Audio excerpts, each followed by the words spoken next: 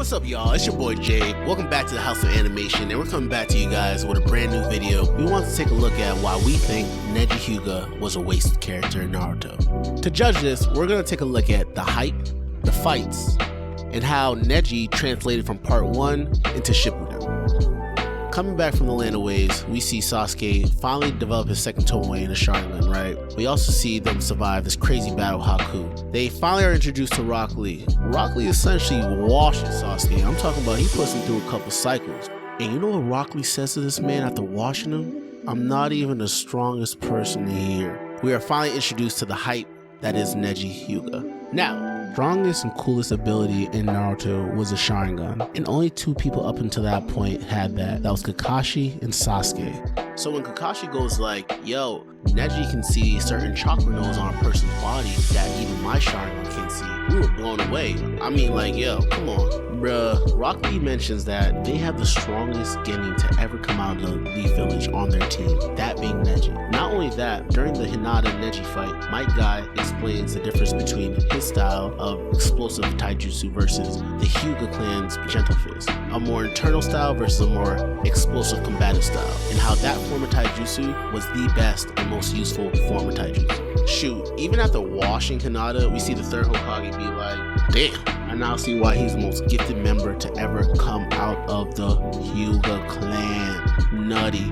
Bruh, even at the end of this fight, we see Kakashi state, even in this current form that Sasuke is in, he would get demolished by Neji. Like, the hype for Neji was unreal. Like, you telling me it took 4 Jonin to stop this man from putting Hinata on a tee? Come on, son. Dawg.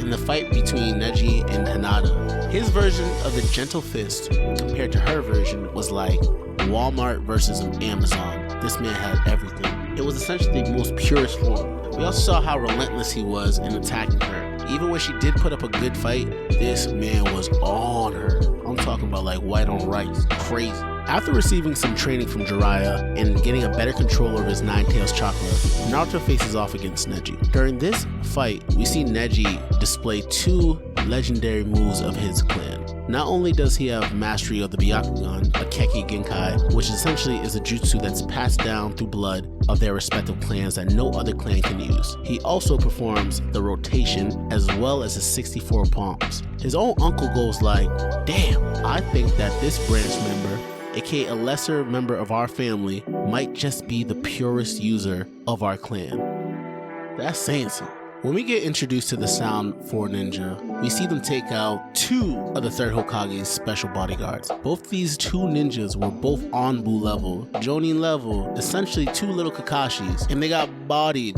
by 4 teenagers. Not only that, out of the Sound 4, Kishimoto was actually the smartest and most strategic. Like, this man was able to see the Byakugan for the first time and assess it, and then make the necessary changes in his fighting style. This dude was smart, bro. It was almost like Kishimoto wrote this character to be the perfect opponent for Neji, an opponent who uses range through his arrows and his spider webs, facing off an opponent such as Neji, who has to get in close and personal to get those chakra nodes. So this really made Neji get into his bag. Not only did the range factor make Neji have to essentially increase his range of vision in terms of chakra, he also whipped out the 128 palms. Now, if y'all thought the 64 palms was lit, bruh, this thing was lit. I remember seeing this on Cartoon Network for the first time. Fire.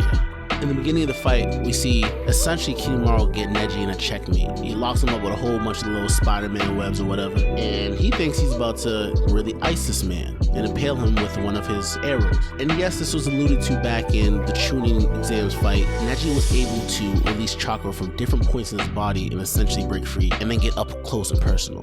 Now, in the end of this fight, we see Neji outsmarting the smart guy, right? And taking a thread that's connected to Kishimoto's mouth and transmitting chakra through it, and essentially attacking internally with the 64 palms. This is one of the most memorable fights in Naruto Part 1, just because of the execution and the finesse of Neji. Great fight. 10 out of 10. If we break down part 1 Naruto versus what we got from Neji and Shippuden, let's just look at the facts. First of all, in part 1, Neji was hyped up.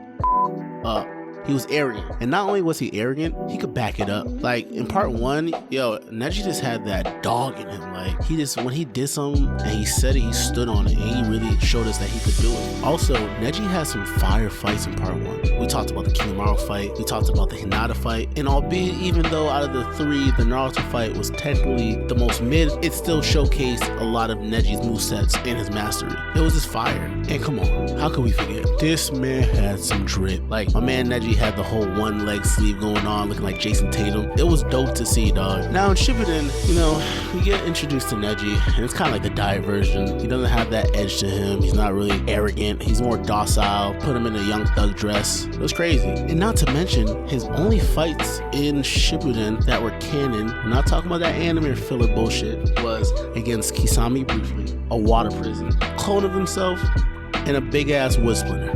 Come on, dog. What are we doing?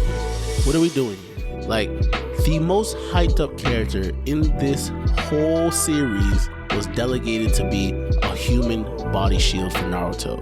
It was sad to see him go out like that. I really wished and wanted more for my boy. Now, if Neji had a better plot line in Shippuden and had more instances of fights that we could really dissect, and he died like that, cool. I ain't mad at that.